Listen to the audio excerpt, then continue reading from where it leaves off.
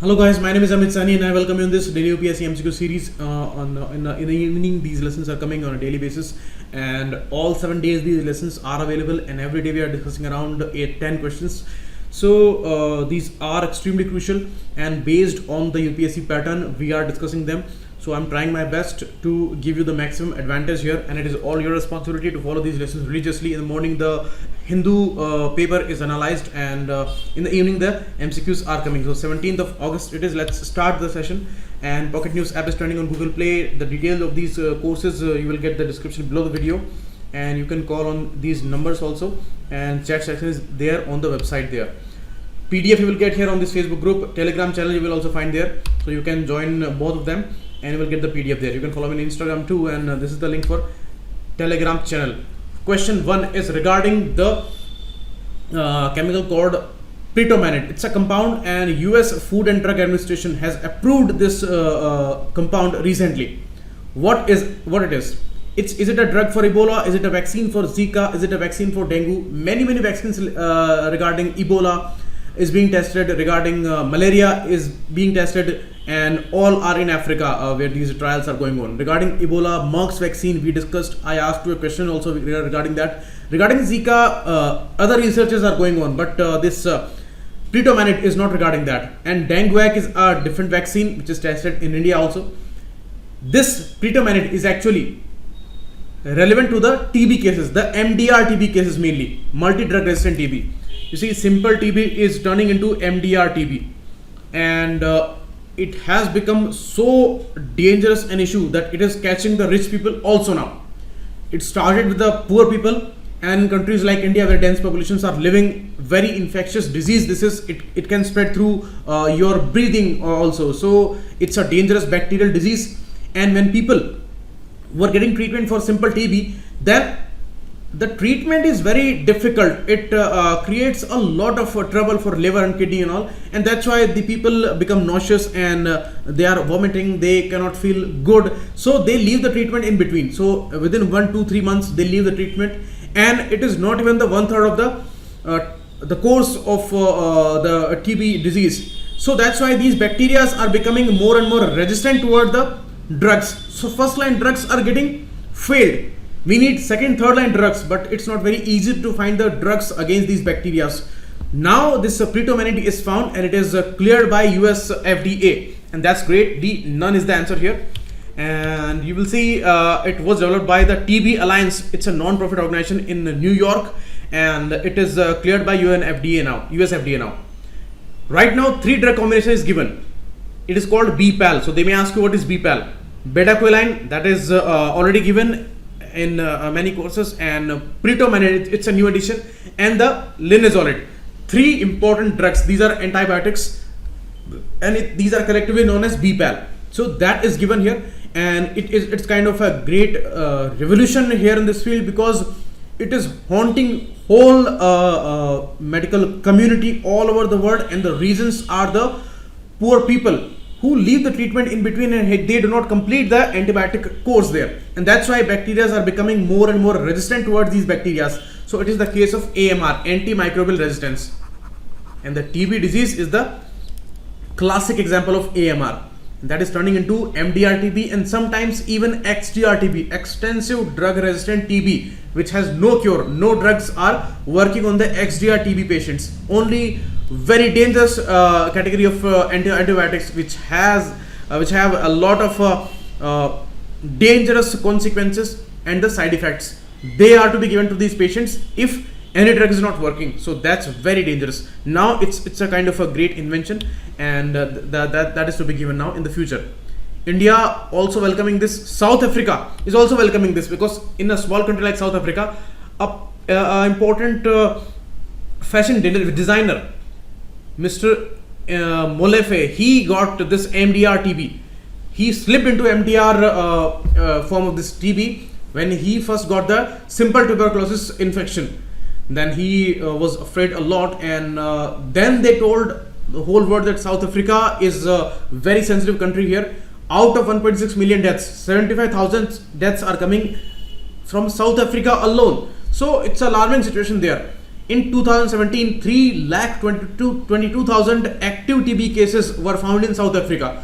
So South Africa's condition is also like India, and very dangerous trends these are. But this drug called Prelims is going to be a great help here. Regarding India's forex reserves, it's a great update now, and we are touching $430 billion for the first time. It's the highest level that we have touched, and there are 4 components. Which are those? These 5 are all are not correct here. You see, special drawing rights is certainly there. Reserve transposition is not with World Bank, it is with IMF. So this is a wrong statement, wrong option here. Third, gold reserves certainly there, so it is correct. US dollars transfer, there is nothing like that, and it is not counted under this component of forex reserve. FCA, the foreign currency assets, these are certainly there. So the answer would be 1, 3 and 5. C is the answer here. Fourth one, as I told you, is the special drawing rights, gold reserves, FCA, and the transposition in IMF there. Answer is C, and 2 and 4 are wrong. You can see here our gold reserves. Gold is kind of a great deal in India. It's a part of our rituals and our traditions, and also we buy a lot of gold. Even the poorest of the people, they tend to buy gold in their marriage ceremonies and all. So that's why we import a huge amount of gold, and that raises our trade deficit also. So now gold reserves surged by $1.591 billion, and they are reaching totally up to $26.754 billion. So that's a great component, and total $430.57 billion. Okay, you can see the case here, and these are the 4 components here. You can see in the PDF there. Please go through that. Next, UNCCD. This convention was found after the Rio Summit in 1992. Rio conference happened in 1992. That was called the Earth Summit. And after that, 3 important conventions were established: UNCCD, UNFCCC, and UNCBD, the Biodiversity Convention. This UNCCD was on the recommendation of the Agenda 21. That was also taken for the 21st century for the Sustainable Development Agenda. And it was the year of 1994, not 44. This is wrong.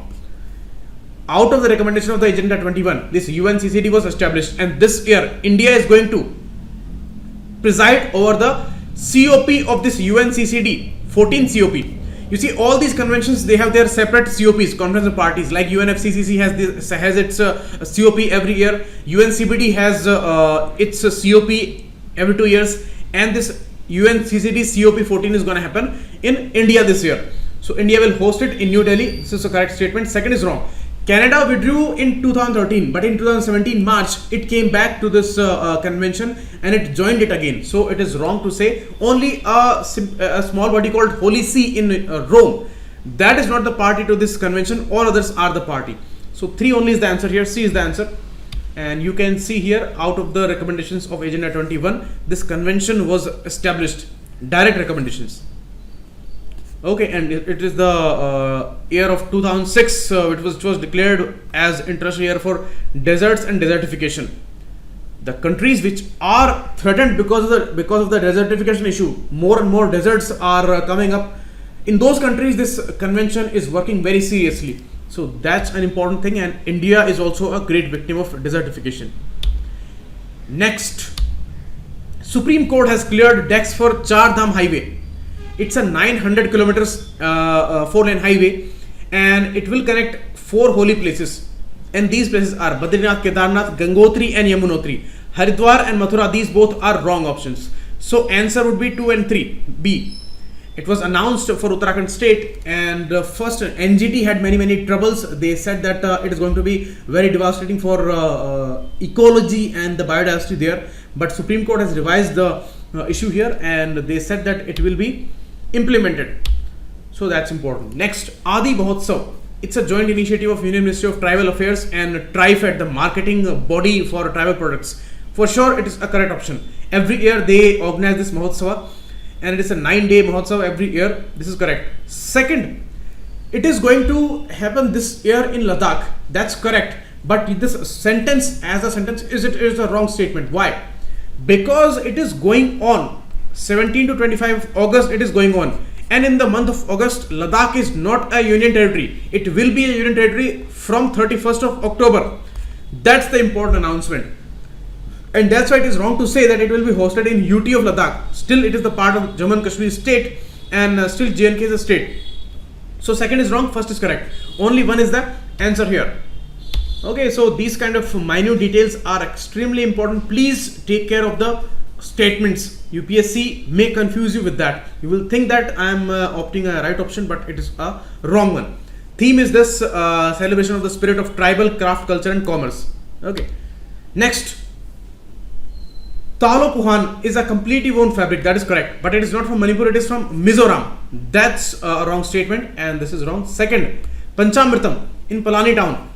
You see Panchamritam, Talo Puhan and two other products. Four of them, they have got GI tag this year. And it is correct that from Palani town, this Panchamritam is getting this GI tag. It is made up from banana, honey, cow fat, the ghee, and cardamom and jaggery and sugar. From these natural products, this Panchamritam is created, and it has got the GI tag this year. So this is a correct statement, but it is not in Kerala. Palani town is there in Tamil Nadu. So that's why it's a wrong statement. So again, a minute detail, and both the statements are wrong here. D, none is the answer. You see these four products, these the Tawalo Puhan from Mizoram, and one more, that is Mizo Ponchi. These two are woven fabrics, and these are very famous there, and these are the part of their culture. And one is Kerala's Tirur beetle leaves. They have got the tag here. They made wines also from these beetles. So Kerala's Tirur, Tamil Nadu's Palani Panchamritam, Mizoram's Talo Puhan and Puanchi. These four are getting GI tag. Under the WTO issues, you see there are the section of intellectual properties and all, and there this GI tag is mentioned. So we have enacted an act in 1999 regarding the GI products. So there is a long list from all the states, and the list is long. More than 300 products are there, and 4 new additions are there. Every year many items are added into those list. This is the Mizoram's Talo Puhan, and this is Puanchi. Okay, both are from Mizoram state. And DIPP, which has now become DPIIT under Ministry of Commerce and Industry. This department assigns these GI tags for a temporary period of time. It is not permanent. Remember that. Okay, the Palani town is there in Dindigul district of Tamil Nadu. So that's the important detail, and these are given. There is a temple called Arulmigu Danda Yutha Palaniswamy temple, and there this prasadam is given. It is distributed among the devotees. Next, highest number of districts in India are in UP. That is correct, but the number is 75. It is not 52. This is wrong. Second, AP is the 7th largest state when we take the area into concern. That's correct statement, and it has 13 districts, but it is not the lowest number. Goa has only 2 districts, North Goa and South Goa. So Goa would be the lowest district having state. So second is wrong. First is also wrong. So D, none is the answer. Recently, the Vellore district is trifurcated in North Tamil Nadu. So that was the important detail. They may ask you about these issues. UP districts are given here, 75 in number, and India in total right now has 727 districts, 727 districts. Biggest population is there in Thane, Maharashtra, and lowest population is there in Dibang Valley. Only 8,000 people according to last census. And geographically, Kutch district is the biggest district, and the smallest one is Mahi Puducherry. These are the details here. Okay, these are the 13 districts of Andhra Pradesh after the bifurcation. Telangana is here, and North Goa and South Goa.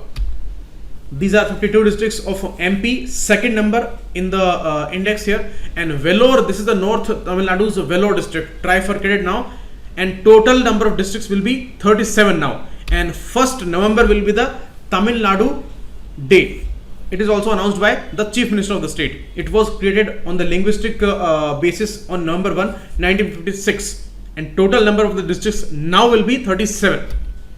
Next, No India program. No India program is not organized by Ministry of Culture or Tourism. It is organized by Ministry of External Affairs because it is regarding the initiative of Government of India to engage the international students which are of Indian origin and young professionals and in the age group of 18 to 30, not 40. So this is also wrong. Both the statements are wrong. They feel a sense of connect with their motherland and they get motivated and inspired by transformation taking place in India. So that's an important detail. And both the statements are wrong here. D, none is the answer. And you can see MEA organizes that, and it is going on from 1st of August to 25th of August. Every year they choose partner states. Punjab and Haryana are the partner states this year. And since 2004, we have conducted 53 editions and the 54th is going on. Okay, and we have entertained more than 1800 students and this time from 9 countries, 40 participants are there. From Fiji 7, Guyana 6, Myanmar 3, South Africa 2, Suriname 5. These are coming to India. And 1st August to 25 August it is going on. No India program by Ministry of External Affairs. And 18 to 30 is the age group, not 40. Next, APJ Abdul Kalam Award is given every year to young scientists by Ministry of Science and Technology. First of all, this Ministry of Science and Technology Ministry does not give this award. It is the award by Tamil Nadu government. Susri Jayalalitha, she announced this award after the death of APJ Abdul Kalam in 2015. And on the birth date of APJ Abdul Kalam, the 15th of October, she announced that this date will be celebrated as Youth Renaissance Day, 15th of October. And this award was announced in 15. This year K. Sivan has got this award, and we know he's a great man, director of ISRO, and in his guidance a lot of achievements we have done regarding GSLV and Chandrayaan, and we are also celebrating the 100 years of birth year of our Vikram Sarabhai, the father of space program here. So Vikram lander we have sent in the commemoration of Vikram Sarabhai there. So these all things are done under the guidance of K. Sivan. So second is correct, this is wrong. Okay, only 2 is the answer here because it is given by Tamil Nadu government. So that's a detail, and he has also got this award of Vikram Sarabhai Research Award in 1999. So many awards he has got. His education was completed within India, and he is heading the important body of ISRO this year. Next question, Vikram Sarabhai Journalism Award. This was announced by which body? ISRO, Niti Aayog, Ministry of Earth Sciences, or Department of Space? This was announced as a series by ISRO. You see, ISRO is taking many initiatives to raise the temperament and the scientific culture in India. So ISRO announced 2 categories of award in journalism area and journalism in science and technology area and space science area. So answer is A, ISRO, and you can see the details. First category, 5 lakh rupees prize to a journalist, and second category, 3 important cash prizes and the citation, 3 lakh, 2 lakh and 1 lakh. And from the print media, the freelancers or the journalists will be given these awards. Okay, so that's the important detail for today. This is all for today. We will meet again tomorrow. Thanks a lot. Keep watching. It was Amit Saini.